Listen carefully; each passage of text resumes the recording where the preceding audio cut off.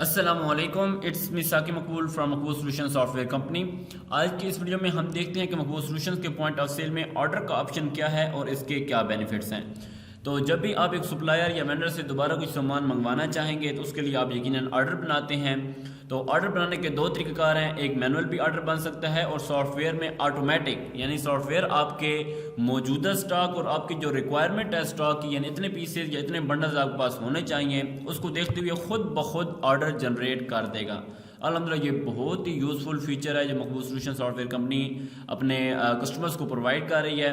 तो जब भी आप ऑर्डर बनाना चाहेंगे, रीऑर्डरिंग करना चाहेंगे, तो उसके लिए आप ऑर्डर्स के मॉड्यूल में जाएंगे और न्यू ऑर्डर बनाने के लिए आप ऐड के बटन पर क्लिक करेंगे।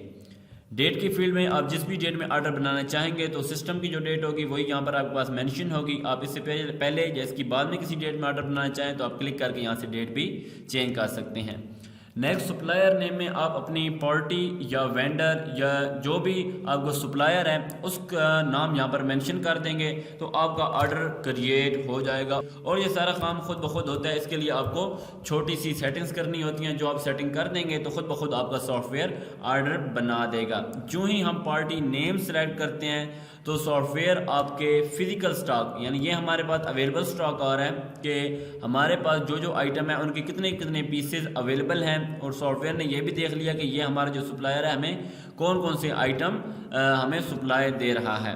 तो सॉफ्टवेयर ने खुद ब खुद हमारे पास ऑर्डर जनरेट कर दिया। हम चाहें तो इस ऑर्डर में तब्दीली भी कर सकते हैं। अगर हमें ये बंडल चाहिए, पीस चाहिए, तो हम एक लिख सकते हैं, नहीं चाहिए तो ज़ीरो कर सकते हैं, और अगर इनमें से हमें कोई चीज़ नहीं चाहिए तो हम क्वांटिटी को चेंज भी कर सकते हैं। और इसके साथ साथ हमारे पास पीस या पैक का ऑप्शन भी यहाँ पर मौजूद है। आप चाहें तो पीसेस में भी ऑर्डर दे सकते हैं, बिलफर्ज आपको पूरा बंडल नहीं चाहिए, आपको जस्ट इस चीज़ के पीसेस चाहिए, और इस तरह आप UOM को चेंज करके छोटे यूनिट्स में भी ऑर्डर दे सकते हैं।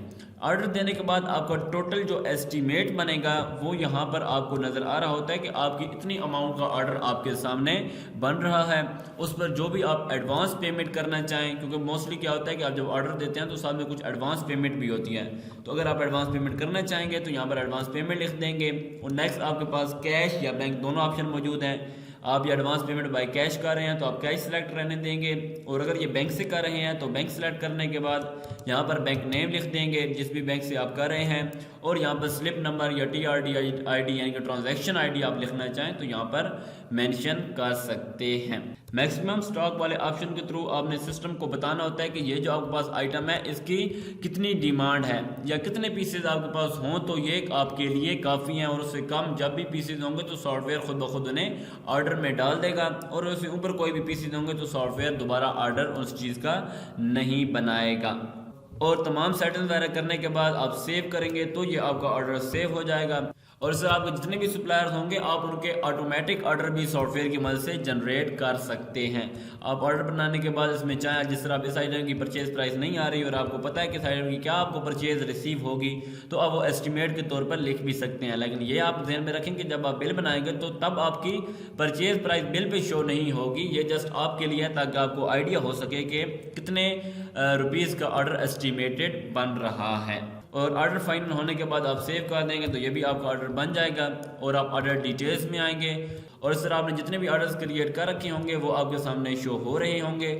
तो किसी भी आप ऑर्डर की रिपोर्ट जनरेट करना चाहें तो आप डबल क्लिक करके उस पर रिपोर्ट का बटन प्रेस करेंगे तो आपके सामने उसकी PDF रिपोर्ट भी आ जाएगी, जिसे आप सेव करके किसी को व्हाट्सएप भी कर सकते हैं, PDF भेज सकते हैं, या आप चाहें तो अपने जो A4 साइज़ का प्रिंटर है उससे प्रिंट करके भी उन्हें बाय हैंड भी पकड़ा सकते हैं।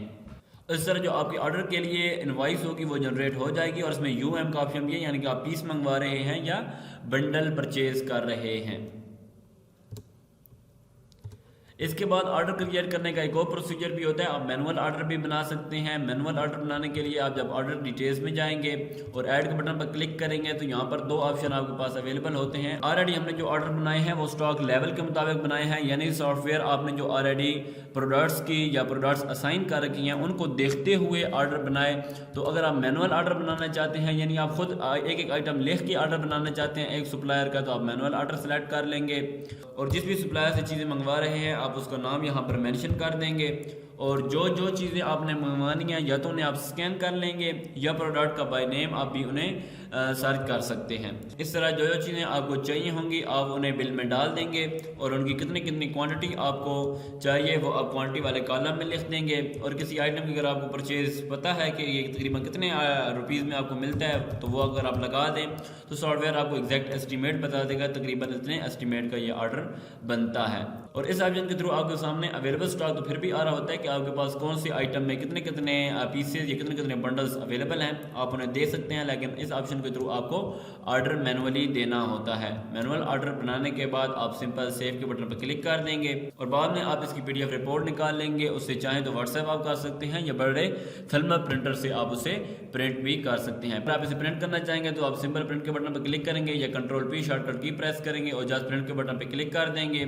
और फाइल को अगर आप PDF बनाना चाहें तो आप सेव के बटन पर क्लिक करेंगे और जिस भी लोकेशन पे आप इसे सेव करना चाहेंगे वो लोकेशन सेलेक्ट करने के बाद आप फाइल का नाम चाहें तो चेंज भी कर सकते हैं। हम डायरेक्ट इसे सेव कर देते हैं और ये आपकी PDF फाइल बनकर तैयार हो जाएगी। आप चाहें तो इसे व्हाट्सएप भी कर सकते हैं या किसी को PDF भी भेज सकते हैं। आज की इस वीडियो में बस इतना ही। अगर आपने अभी तक हमारे चैनल को सब्सक्राइब नहीं किया तो आप चैनल को सब्सक्राइब कर लें, बेल आइकन पर क्लिक कर दें ताकि आपको नोटिफिकेशन मिलते रहें और बाकी तमाम चीज़ें नेक्स्ट वीडियोज़ में। तब तक के लिए अल्लाह हाफिज़।